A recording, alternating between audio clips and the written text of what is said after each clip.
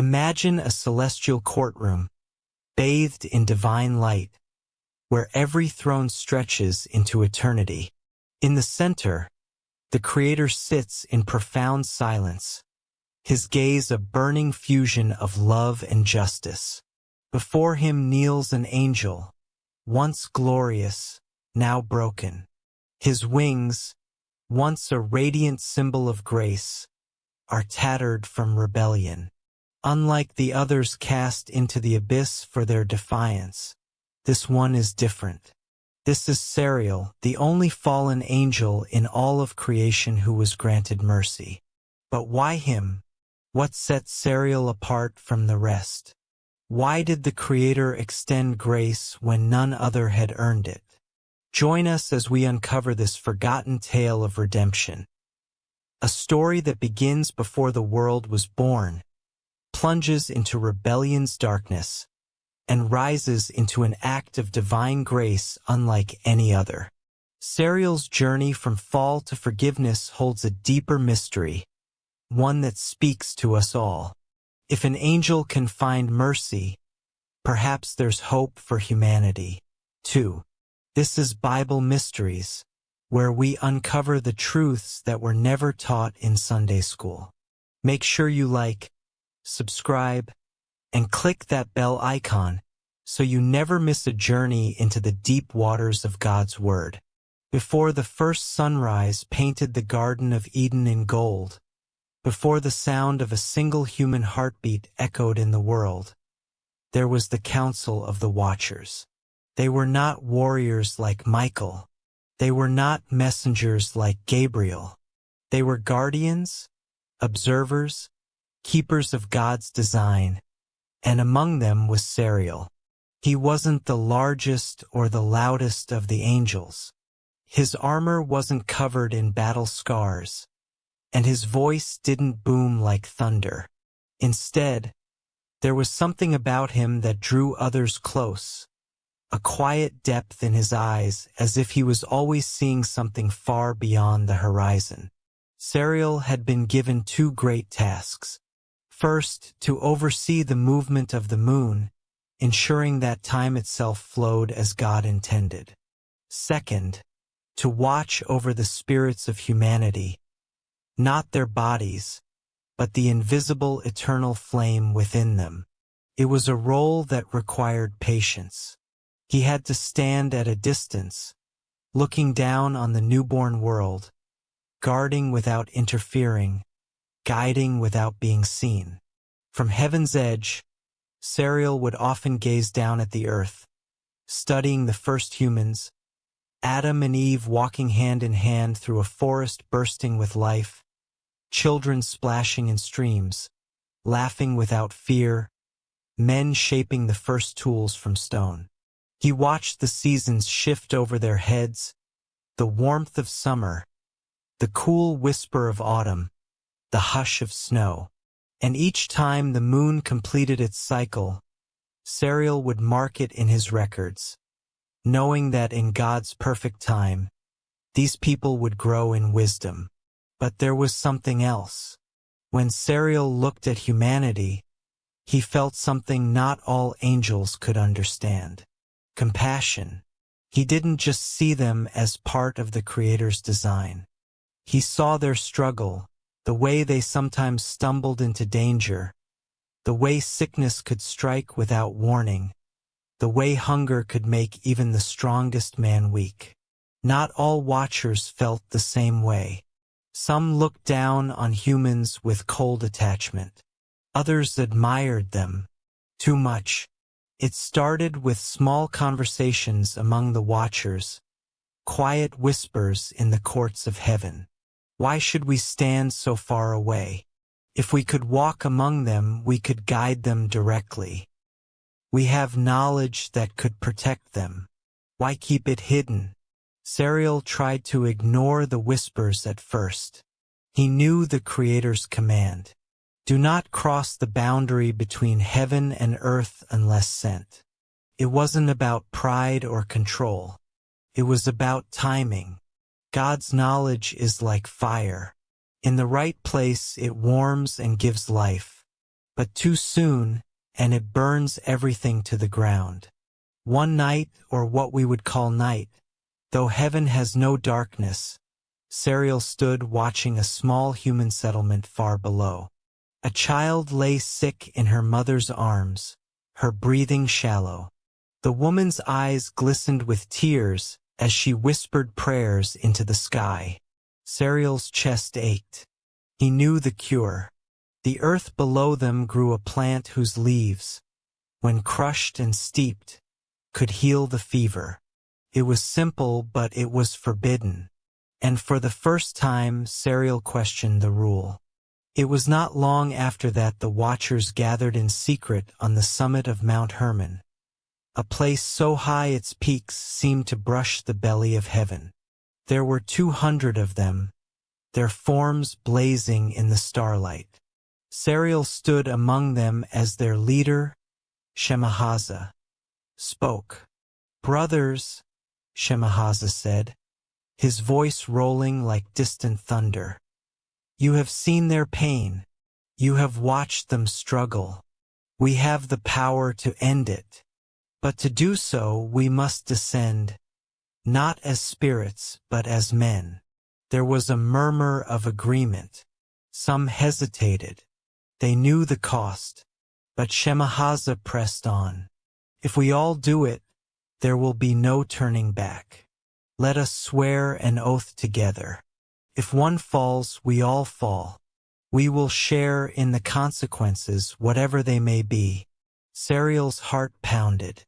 He thought of the child. He thought of the farmers who struggled to read the seasons. He thought of the mothers who feared the unknown.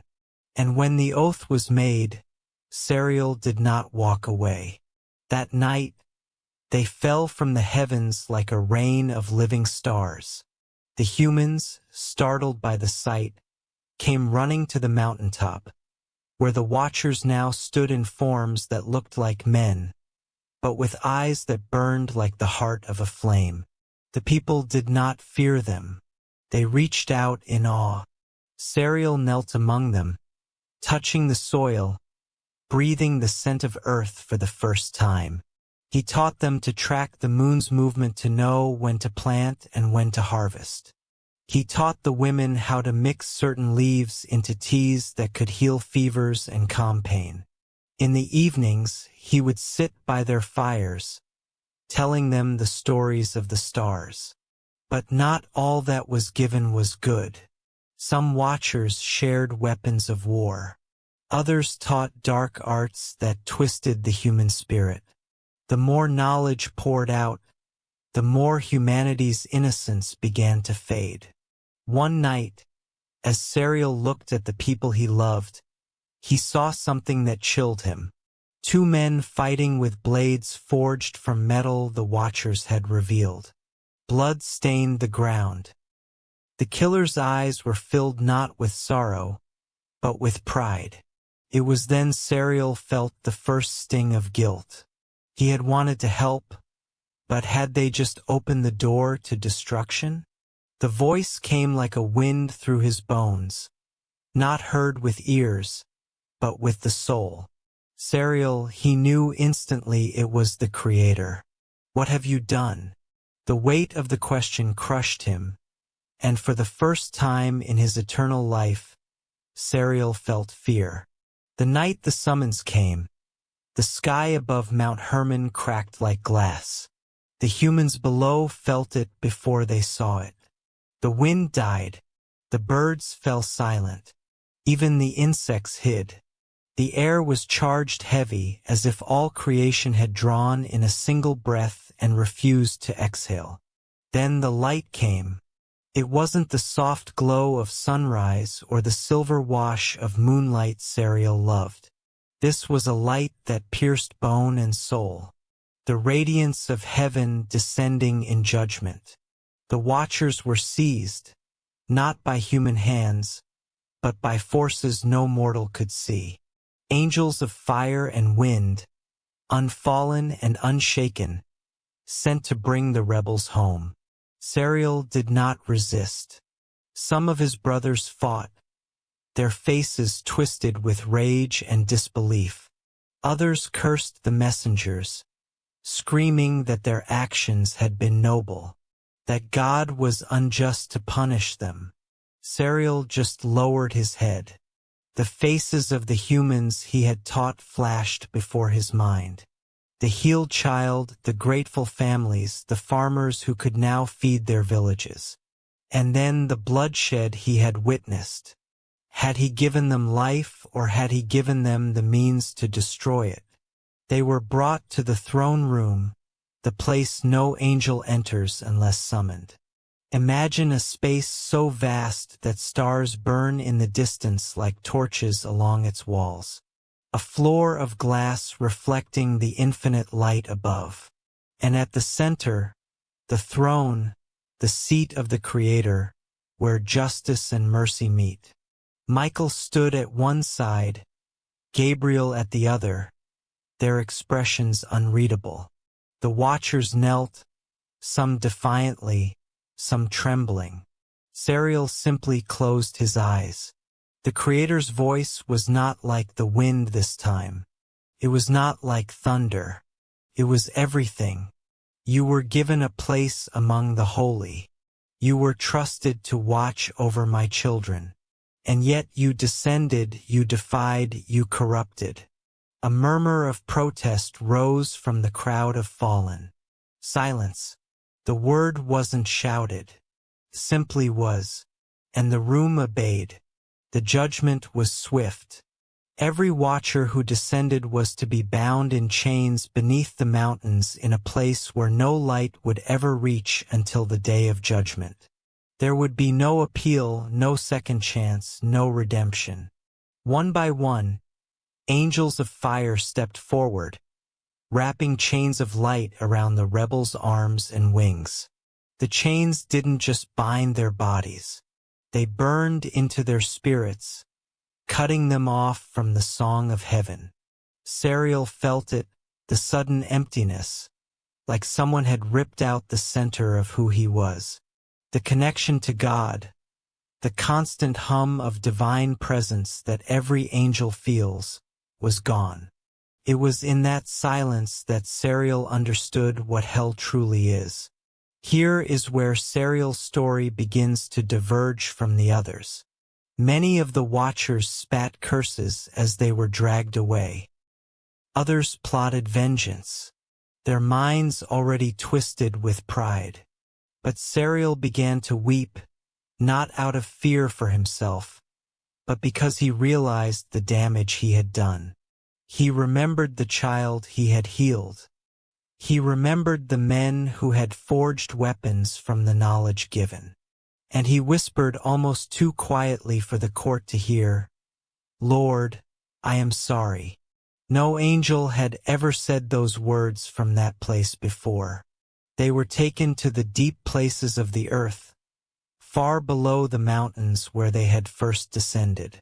The air was cold, the darkness absolute. For others, the chains were the end. They fell into bitterness, their spirits twisting into something almost unrecognizable. For Sariel, the chains became a crucible. In the silence, with nothing left but his own thoughts, he began to pray, not for release, not for his old glory, but for forgiveness. He prayed for the humans he had taught, that they would use what was good and reject what was evil. He prayed for the watchers who mocked him, that somehow they too would see the truth.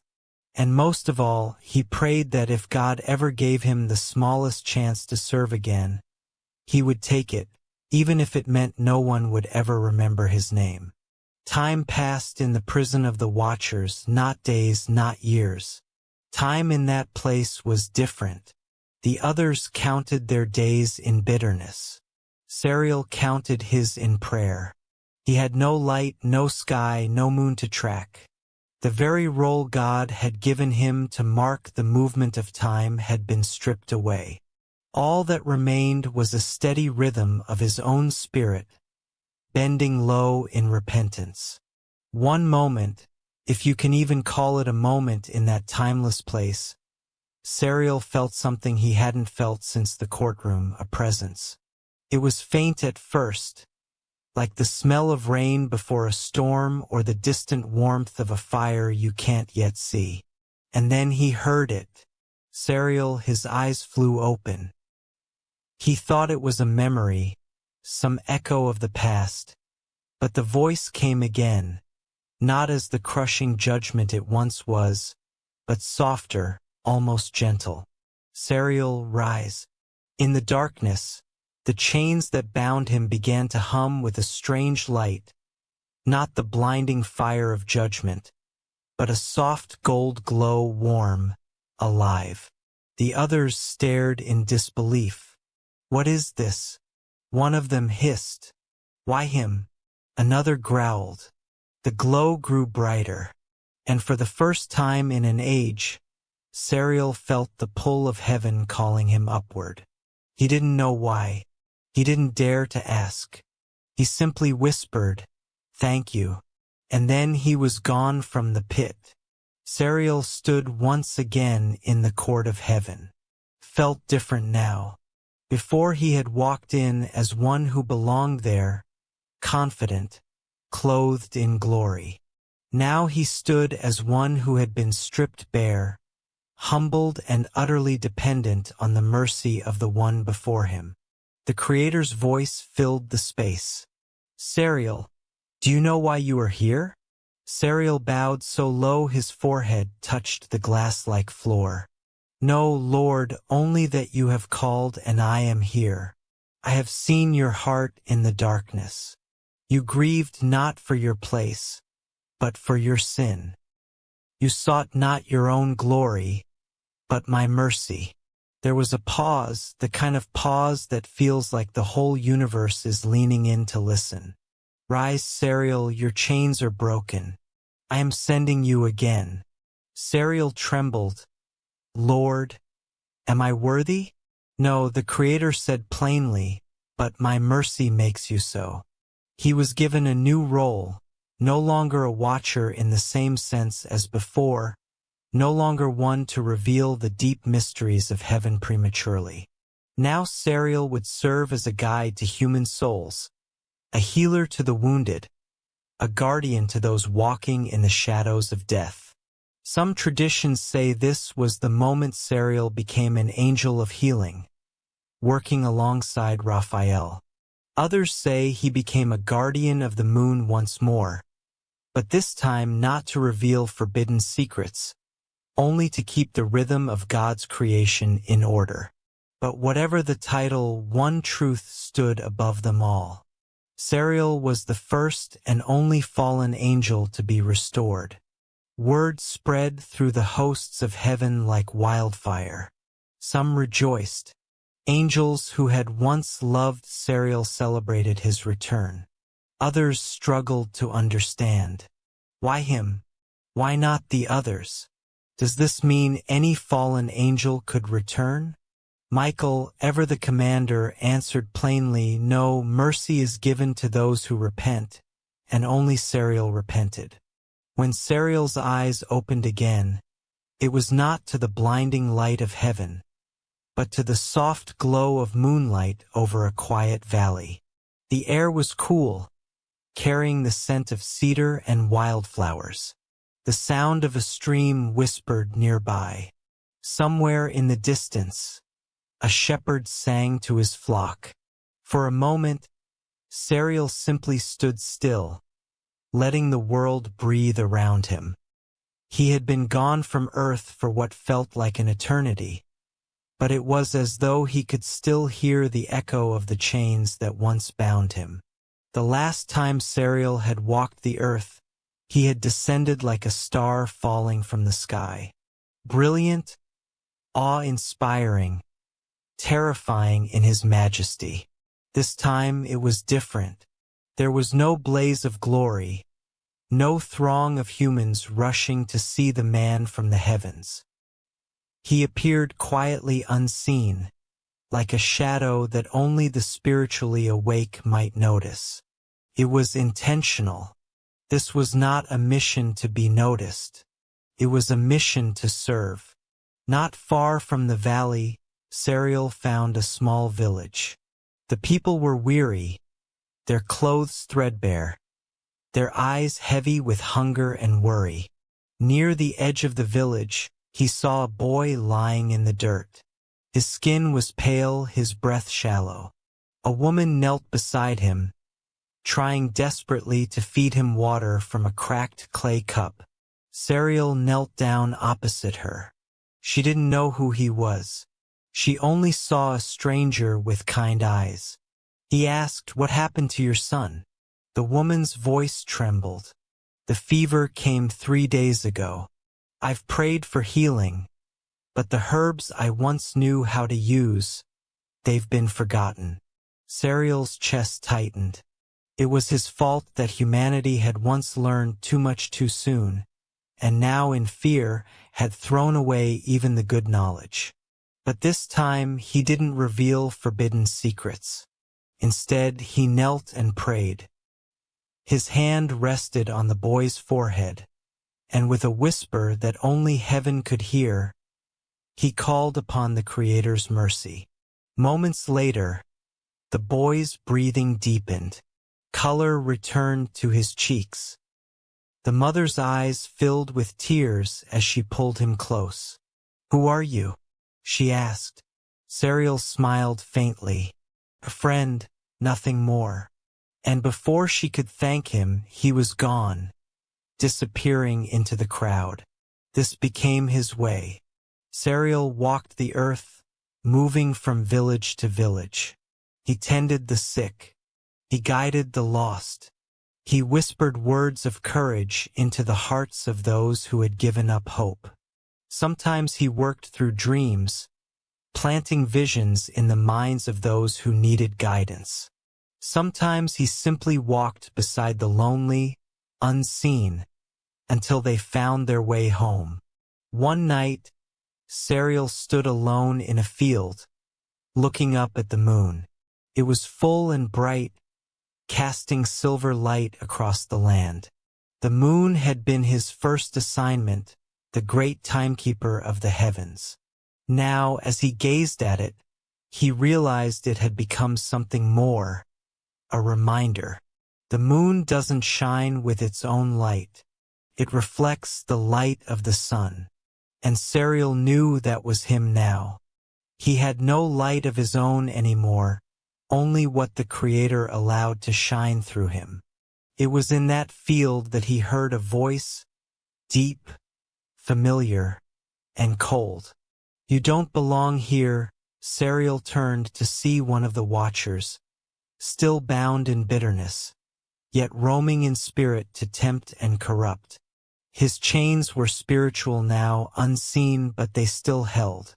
The fallen one sneered. "Do you think your service makes you one of them again? You're still one of us, Sariel. You broke the law. You fell." Sariel's voice was calm. "Yes, I fell, but I asked for mercy and he gave it." The other angel spat in the dust. "Mercy is weakness." Sariel stepped closer. Mercy is strength you'll never understand." And with that, the figure vanished into the darkness, unable to stand in the presence of the light Sariel now carried.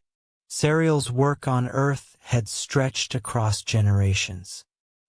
He had walked through deserts with nomads, sat in the corners of bustling marketplaces, and stood in silent forests, listening to the prayers of the lonely. But one night, under the silver light of the moon, the voice came again. Sariel. It had been years, maybe centuries, since he had heard it so clearly. His heart stirred. He fell to his knees. "Your time here is almost done, but before you return to me, there is one last thing you must do." Far to the north, in a land blanketed in winter, there was a village that had turned completely from the ways of God. They no longer prayed, no longer showed kindness to one another. Violence and mistrust filled their days. But in that village lived one girl, a child of 8, whose heart still quietly whispered to the Creator. Her parents were gone. She was cared for by strangers who only saw her as another mouth to feed. But still, every night, she spoke to heaven before she slept. The mission was simple in words but not in weight. Protect her, guide her, and bring her faith into the light. Sariel traveled north, unseen, his steps silent over the snow. The wind howled across the icy hills, but he felt no cold.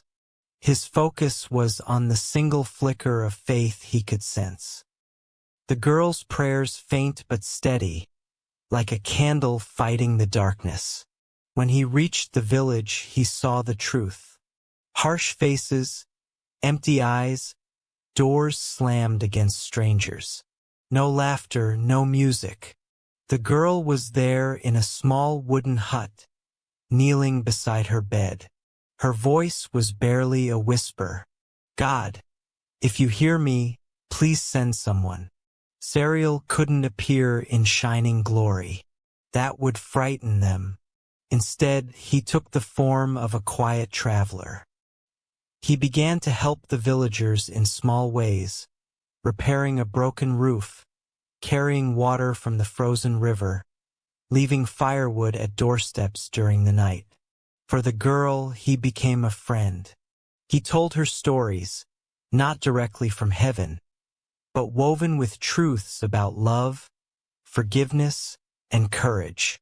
He taught her kindness not as a rule, but as a way of life. Slowly, her faith grew stronger, and something unexpected began to happen. Her light spread. A neighbor helped her in return. Then another. A smile here, a shared meal there. Like ice breaking in spring, the village began to thaw. One night, disaster struck. A fire broke out in one of the huts. The wind caught it, and soon the whole village was in danger. The girl was trapped inside. Sariel moved faster than thought. He pushed through the flames, found her huddled in a corner, and shielded her with his own body as he carried her out. She coughed and gasped, clinging to him. When they reached the snow outside, she looked up at him, and for a moment, she saw through the disguise. Her eyes widened. "You're an angel," Sariel smiled softly. "No, I'm just someone God forgave." And before she could speak again, he vanished into the night. The voice came once more, stronger now. "It is finished." Sariel felt the pull, not the downward drag of chains, but the upward draw of home. When he opened his eyes again, he stood before the throne. But this time there was no fear. The Creator spoke. "Well done, Sariel. You were faithful in small things. You guarded not with power, but with love. And so your place is secure." The halls of heaven filled with light as Sariel took his place among the redeemed. Not because he had never fallen, but because he had been lifted up by mercy. Sariel's story isn't just about an angel. It's about you. It's about me. We've all crossed lines we shouldn't have. We've all stood in places we didn't belong. But Sariel's life tells us something the enemy never wants us to believe, that it's not too late to turn back. He is the proof that God's mercy can reach even the furthest fall. And if there is hope for an angel, there is hope for you. Thank you for joining me for this journey into one of heaven's most extraordinary redemption stories. If you felt this message stir something in your heart, don't let it end here. Carry it with you. Share it with someone who needs to hear that it's never too late. And remember that this is Bible Mysteries, where we uncover the stories most people have never heard, but that can change everything. If you haven't already, hit like, subscribe, and click that bell so you never miss what's coming next. Until next time, stay curious, stay hopeful, and keep your eyes on the light. Thank you so much for watching. See y'all in the next one video.